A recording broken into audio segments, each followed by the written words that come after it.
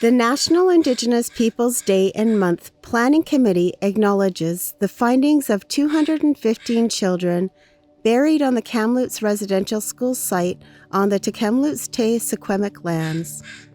Throughout our work, we continue to educate, learn, and find ways to collaborate and support each other through these exceptionally challenging times. As you watch the events, please know most of the sessions throughout the month and today have been pre-recorded with the exception of the June 21st workshops. We acknowledge the many relatives, friends, and colleagues who have submitted their pre-recordings.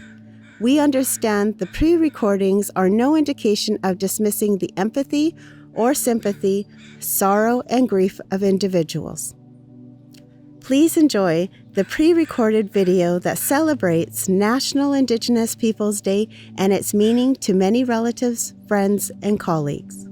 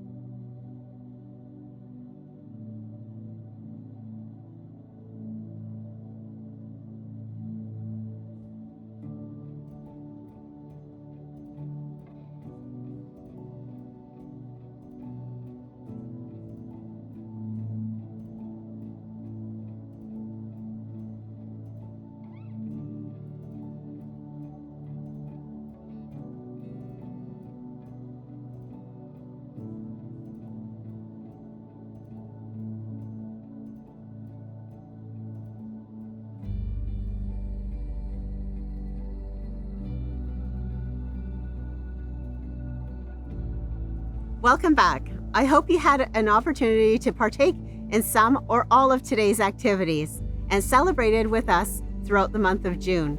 Throughout the month of June, the National Indigenous Peoples Day partners hosted a number of events to honor Indigenous peoples to celebrate their culture, language, and heritage. For example, Royal Roads University, the University of Victoria, and Camosun College collaboratively hosted a panel discussion with post-secondary Indigenous students who shared their education experience. Plus, they invited high school students to also share their experience. The post-secondary institutions also hosted another panel discussion and invited Indigenous alumni to discuss the theme about staying connected. Another session was hosted by the Métis Nation of Greater Victoria. They hosted a Métis history presentation with Brody Douglas, who was born and raised in Merritt, BC, as a Métis citizen with ancestral roots from Manitoba Wapa Historic Manitoba House. His presentation examined the essential events in the provincial and national history and how the Métis Nation is recognized in BC. However, they are still invisible within the public narrative. We were fortunate enough to partner with the Indigenous Sports Physical Activity and Recreation Council, iSpark, and School District 62, who hosted Fitness Friday events to promote healthy living with Pound Fitness, Powwow Impact, Jig Fit, and Fit Nation activities. Today's interactive activities were hosted by the Ministry of Indigenous Relations and Reconciliation and supported by all of the NIPD partners: University of Victoria, Camosun College, West Shore Parks and Recreation, School District 61 and 62, Indigenous Sports Physical Activity and Recreation Council, Makola Housing, Métis Nation of Greater Victoria, the Ministry of Indigenous Relations and Reconciliation, Indigenous Perspective Society, Island Métis Family and Community Service Society, Ocean Spirit Canoe Family, the Sooke Family Resource Center, Vancity, and Victoria Foundation, with honored guests Songhees Nation and Esquimalt Nation. Today's activities included drum making, an event funded by the Makola Housing Society. Our Ministry of Indigenous Relations and Reconciliation friends have assisted with multiple facilitators and sessions that included a beginner session to learn about beading, bannock making, and powwow Zumba sessions. Included in this month of celebration, the partners are taking this opportunity to educate and learn from special guests, including Rai Moran, a member of the Red River Métis and founding director of the National Center for the Truth and Reconciliation at the University of Manitoba, who also works at University of Victoria. He facilitated an hour session titled Reconciliation Report Card. We also had a special guest, Charlotte Huber, the Director of Communications and Indigenous Relations of Makola Housing Society, a writer for the Times Colonist, who shared her knowledge of Indigenous ways of communicating. I am now going to share with you some pre-recordings about the Canoe Landing Protocol teachings, a Métis Trapper's Tent, and cedar harvesting teachings. Thank you for celebrating with us today. In the words of the Lekwungen speakers, Haitshka Siem, and the words of my ancestors and family, Kleko, Kleko, thank you. Camosun College is located in Victoria, BC, on the beautiful traditional territories of the Lekwungen-speaking and Wasanich peoples. We acknowledge their welcome and graciousness to the students who seek knowledge here. Our two campuses, Lansdowne and Interurban, serve approximately 19,000 learners a year in upgrading, certificate, diploma, bachelor's degree, post-degree diploma, and continuing education programs. Each year, Camosun welcomes over 1,200 Indigenous students. The Center for Indigenous Education and Community Connections goes by the name of Aishkwalowin. Aishkwalowin is a Lekwungen word offered to us by Lekwungen elder Elmer George. The word references good heart, good mind, and good feelings, the experiences we want students to have during their journey here. Aishkwalowin offers support services and Indigenous programs for Indigenous students and provides links between Camosun College, students, local Indigenous organizations, and First Nations communities. Indigenous advisors help students make educational and career decisions so that they can move forward with their goals.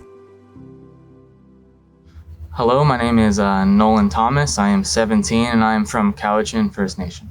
Hello, my name is Switz Tuss. I'm Max Henry Jr. I'm from Pawquetchin. My name is Max Henry Sr. I'm from Pawquetchin also. Today we have on a canoe, we have myself, Nolan Thomas, Griffin Henry, Rochelle Peter, Janaea Peter, Zena and Taylor Sampson, Stuart Henry, Charles Roland. Teaching my boys here how to paddle and skip a canoe and manage a canoe family is really, really important.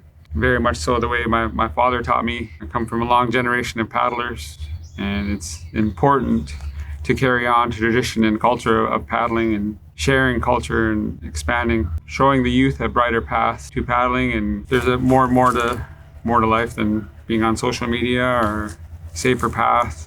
I'm the youngest of three brothers. Come a long list of paddlers. I had to wait my turn how to paddle. We normally paddle the traditional racing canoes. Canoe paddling is my dad did it. Of course, I had to learn how to make my own paddles. One of these guys to learn to try to keep them busy, keep them away from alcohol and drugs. That's what we hoped anyway.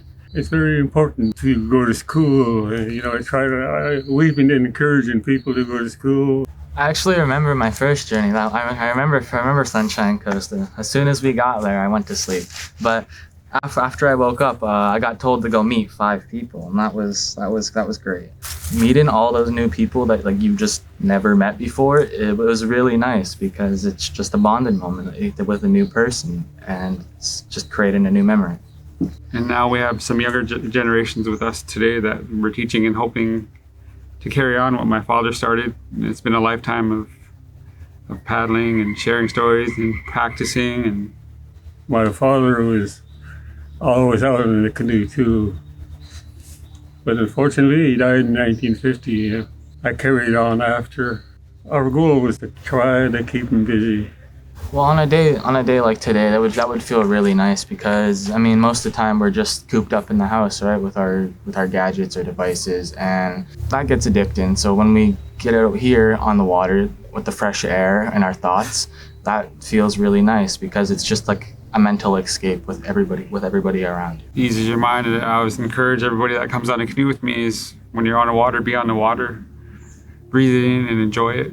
Whatever's on shore is on shore. Don't worry about what's on your devices. Don't worry about, breathe it all in and experience the unique opportunity that is presented by everybody. The part I enjoy about coming to Royal Roads is sharing the tradition and knowledge that my father has passed on with the partners of Royal Roads. Look forward to seeing you soon. Hi, Tsepka. Thank you. I remember the day when we were sitting at Snoqualmie Island talking about the canoe challenge, and you had looked out on the lagoon and were admiring the water. It was a beautiful, calm day. And you had mentioned it would be nice to see canoes on the water.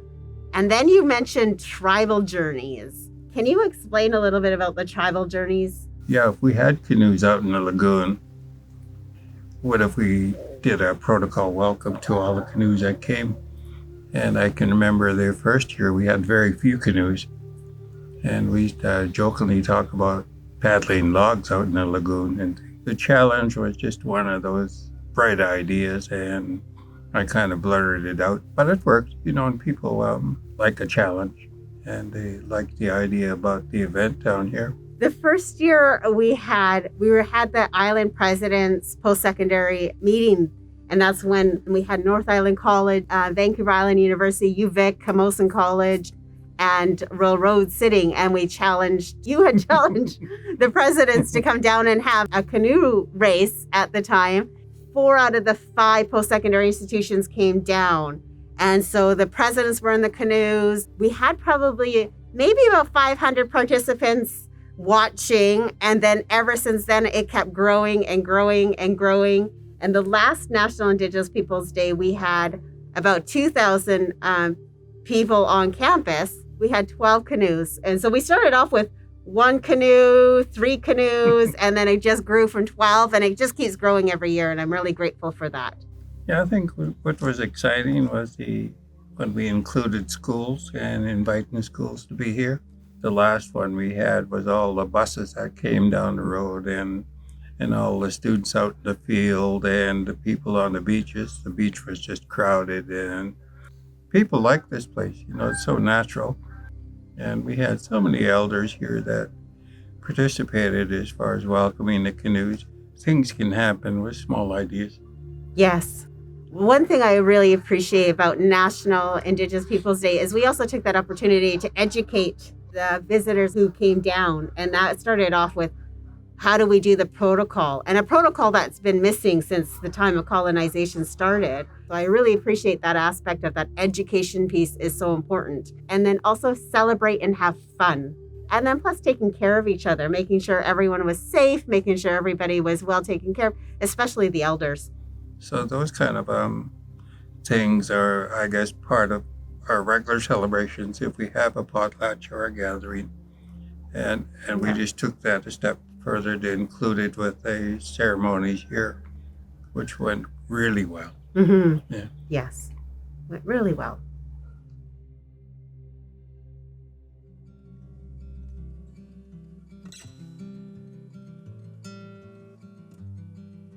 Tachi Kiawao, Joanna Dishnakashan. My name is Joanna, and I'm the Cultural Director for the Métis Nation of Greater Victoria. We're here today on Royal Road's property to put up our Trappers Tent for National Indigenous Peoples Day. I'd like to acknowledge the Lekwungen-speaking people, now known as the Esquimalt and Songhees Nation, for allowing us to be on this beautiful property and making us feel so welcome. Today we're going to talk about our Trappers Tent, the Métis Trappers Tent. Métis are trappers from a long, long time ago in the 1800s. So we started in the 1600s when we first came here. And then by the late 1800s, it had gone from trappers to buffalo hides to pemmican to the resistance to going underground. So this is a part of the Métis history. The Métis people are not just someone who has an ancestral background that goes to the First Nations. We're actually a people, and our nation was created in the Red River. Many generations down from the first European and First Nations women's joining became the Métis Nation. Instead of assimilating into one side or assimilating into the other, we created our own nation. We have our own language, our own customs, our own culture. So being a trapper was a really cold and very difficult job. The reason it was cold is because the best furs are trapped during the winter. The animals grow their hair much thicker in the winter, so the furs are much lusher and thicker. So that's when you want to be your trapping. The trap lines were, of course, way out into the bush, and you would follow this trap line and see how many animals you'd got. So you have to dress very, very warm. So everything that we used, we trapped, we hunted, we tried to use everything from it. And the furs from the animals that we trapped, we also used for our own warmth. The snowshoes would keep us above the snow so that we didn't get bogged down in the snow. The trappers would have dog sleds, and the dogs would pull the sleds through. If they were lucky, you could take the dog sleds and collect all of your furs that way. The dogs were treated very, very well, because if the dogs weren't there, then you didn't have anything to pull your sleigh. And then the Métis would bring their families. You would live in the trapper's tent for the year. So the families would be there. The women would work very hard, making snowshoes, getting the animals ready. The men would be chopping the wood for the fire, which was really keeping warm, and then going and doing their trap lines. Sometimes it was snares, sometimes it was traps, depending on the time and the years. And the Métis Nation of Greater Victoria has a little over about 1,000, maybe 1,500 members at this time, but we know that there's a lot more Métis that could join our organization. So if you think you're Métis, give us a call and we'll get our genealogist to see if your genealogy goes back to being Métis. So let's go inside first. So as we go inside the trapper's tent, you're going to see that it is actually quite welcoming and warm. There's always the bedding. Sometimes it was up high, but most of the time it was on the ground. There would always be a cooking area with canned goods that were home canned. Always a coal oil lamp, coffee, of course the cigarettes. Sardines were a big thing to eat. Never would you have a Métis trapping tent without a fiddle. During the trapping, they'd be doing something like this. This is blanket stitching. And this is what you use to make the capote jackets, and also out of all the scraps, you would make gloves and mittens. And there's a saying with the Métis, and a custom, that there's always a heart on the some of the mitten. And we have these all made and put at the door of our house, or there'd be a bunch at the door of the trapper's tent, so that when you came in and when you left, you always had warm mittens to wear. Of course, it would always be, the trappers would always have their fringe jackets. And the fringe, although it looks lovely, it does have a special purpose. So that when you get wet, the water magically goes to the bottom of the fringe and drips off. It keeps the trappers a little bit more drier. They would live in this, the whole families would stay. The Métis families would go trapping. And so this would be a place where they lived, and they would do their trapping tent. Sometimes there'd be no food, so they would have their canned goods that they had canned, and also their pemmican. And their pemmican is what they made from the buffalo meat, and that would survive them through the hard times with no food. And trapping, sometimes the animals are not the kind that you want to eat. So I'll take you outside and I'll show you what we have out here. So this is a beaver fur. And you'll see how lustrous and shiny this beaver fur is. And if you look, you'll see all of the little tough hairs on the beaver fur. This is all going to be taken off. The good part is underneath, where it looks like it's just feather soft. And this is what they would make the felt for the top hats and all the military hats of that days, because the beaver felt was 100% waterproof. So the Métis trappers became the trappers because Europe was just about decimated of all of the European beaver. And when they landed here, there was such a rich amount of furs that they came for the furs. There was all kinds of furs that we hunted. This is a silver fox fur. This fur would be used to go around the part of your jacket to keep your face from freezing. This is a coyote fur. You'll see that the fur stands up like it does on the fox. And so now if you have a jacket made nowadays, it's usually coyote fur that's around your face instead of fox fur, because it's so expensive. This one here, this beautiful, and look how shiny it is. This is Russian sable. And Russian sable is used on a lot of fine ladies' jackets. If we go over here, this fur here is muskrat. And although it has a funny name, it is a rodent, and it does have beautiful fur. And all of the fur has different shades of color. So if you see a muskrat jacket, it's it's got all the colors in it. This is a fox tail. And this is what they would take the beaver fur. And so if we took our beaver fur here, before it's been put on the felt here, when they were actually tanning it, if we were tanning it, we would stick it on here and pull it to dry and see how it has that shape. It would be threaded all through here and then left there to dry.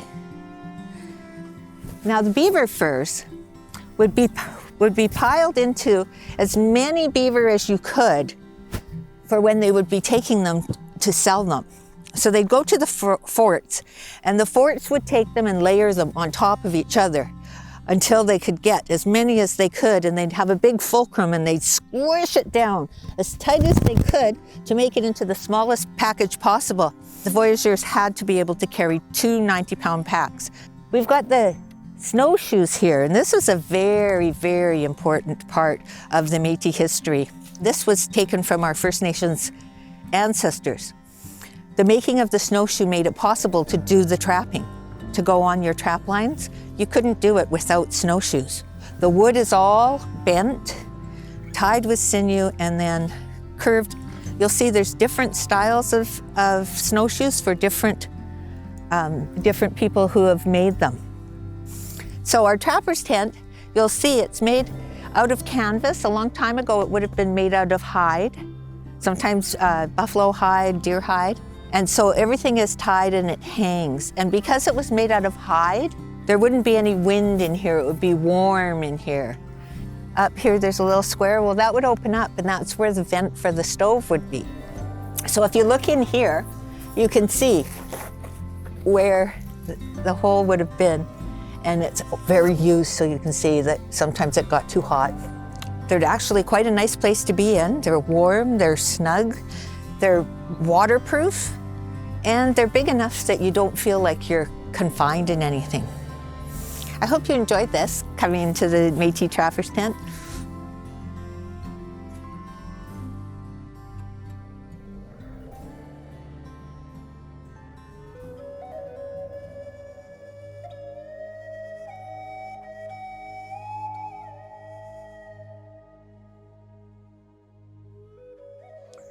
First of all, I'd like to acknowledge the territories of the Coast Salish, especially the Songhees and Squamish First Nations.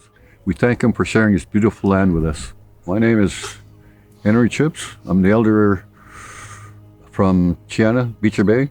Awesome. Haiska, brother. Haiska Sam. Siam Salachat. Siam Salikas.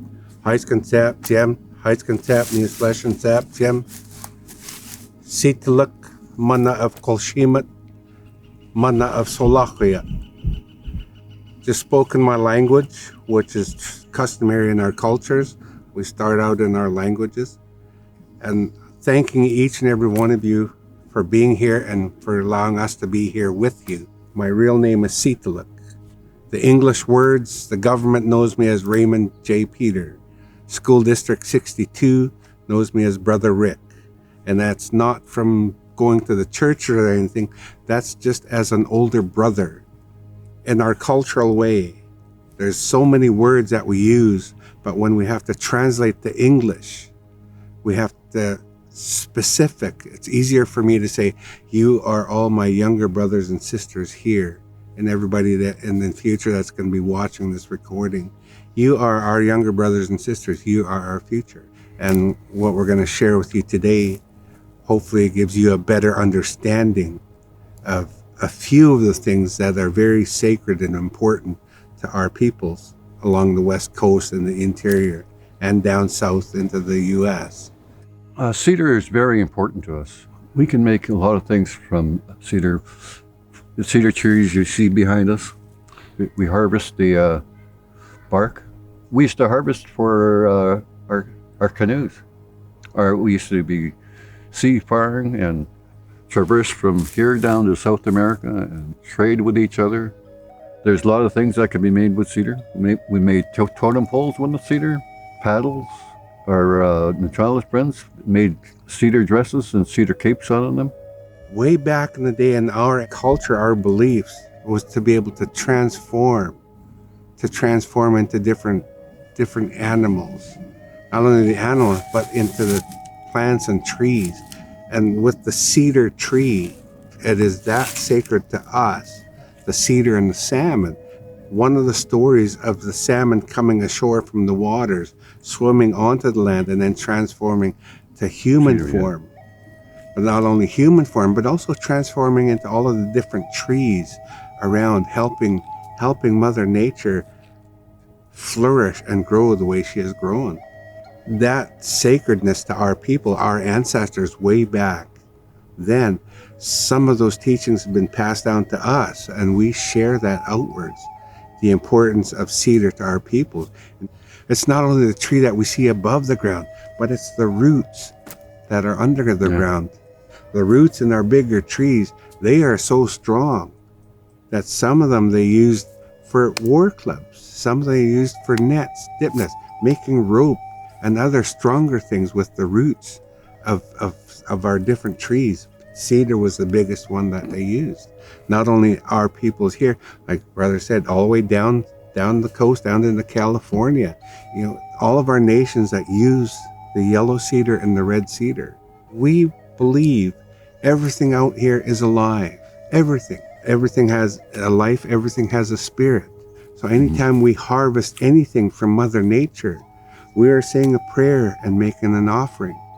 Whether it's for clothing, warmth, our buildings, any of that. We always say a prayer. We always make that offering. When we harvest the tree, we use a rock like this. And if we hear a hollow sound, that tree's not good. It's gotten rotten in the middle. And that's not good for a canoe. What we do, let's say we're going to use this line here, we would cut to the first inner bark there, skin, and then we go all the way up as far as we can go. And we peel it. We grab the bottom and we start peeling it up and pulling and just backing up, and as we're pulling, and depending on how our offering and our prayer to that tree, there's been a few pulls where my brother has pulled up to 40 feet, just pulling one strip.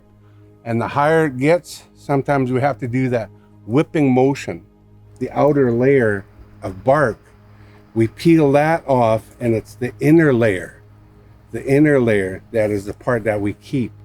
And that's the part that we use for making the different things that our people use. And that's just the bark. If we leave the bark on there, that left that way, that's what we use for our bailers, our water bailers and our canoes, our journey canoes. Rick was talking about a baler. That's what a baler looks like. Paddles. Wow. This is just small. And you can see right there's a large one. Inside our paddles, as you can see with this one here, it has so many different designs that are carved into it. And this is part of our cultural way of telling the stories and teaching. Each little carving inside there tells a different story, right? When they're all put together, it's telling you of different stories of what's happened. The past few years, scientists have started to realize what our ancestors did to keep records of what happened way back in the day of earthquakes and tidal waves. You know, that's inside a lot of these carvings that they've passed down through the generations. In our native cultures, it's not written down in books. It's through repetition, the stories, the teachings, the legends. Repetition, carvings, dancing, prints. That's how it's passed down to us. Passed back to you, my brother. And I'm just wearing some items that we should make ties out of. Right here we got a tie too, with the crest of the family on it too. And we used to make rope out of the cedar. As you can see, it's quite strong. And here what we have are two different types of hats, right? And you can pretty much tell just by looking at it, the width of the cedar And these are both very sacred to myself, along with everything that we have on our table behind us. These have that big of a sentimental feelings and teachings inside every item that we have here and I'm sharing with you. All the stuff I've got here is only a minute part of what I have at home, I got a 4-footer of that one. That's nice, isn't it? Some of the things that they built also back then was here, what you have here, carried the ashes of loved ones. They would put the ashes inside that and they would bury. This is, there were some nations that did burn their ashes, right? They would burn them and then bury them all together. This one here, as you can see, it's not opened up through the top. It's gone through the bottom. Sunrise to the sunset. Where you're laying somebody to rest. You're always laying them. The sunrise, okay, you're gonna look, okay, which way does the sun rise? To the man, to the woman. These are some of the things inside some of the carvings that our ancestors did. But our younger generation don't see that. And with what my brother and I have been sharing with everybody is the teachings that we remember. Haitsapka siem, for sharing your time with us and allowing us to share with you just a few of our teachings, a few of the important things that really important to our peoples. And that's why we're here. Thank you. Aichka, klako, masi, kelakasa. What he said. And good day.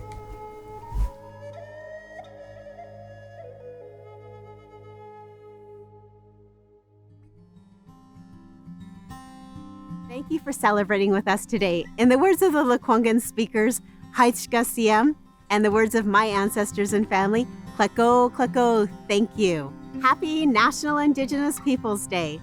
Happy National Indigenous Peoples Day! Woo! On behalf of Camosun College and Aishkwalowin, thank you so much for joining us today. We'll see you next year. Happy National Indigenous Peoples Day. Aichka. On behalf of the Indigenous Perspective Society, we want to wish you a happy National Indigenous Peoples Day. Yay! Haitchka Siem, Marcy, till we meet again.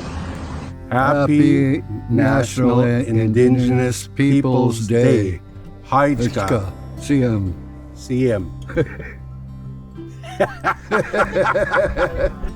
On behalf of the University of Victoria, thank you. We look forward to seeing you again next year. I'd just like to wish everyone a happy Indigenous Day. Enjoy yourself and be safe. Haitchka. On behalf of the Lekwungen traditional dancers, I'd like to thank you all for having us here today and I'd like to wish everyone a happy Aboriginal Day. Haitchka Siem. We'd like to wish you a happy National Indigenous Peoples Day. Woohoo! Happy National Indigenous Peoples Day. Haitapka. Happy National Indigenous Peoples Day.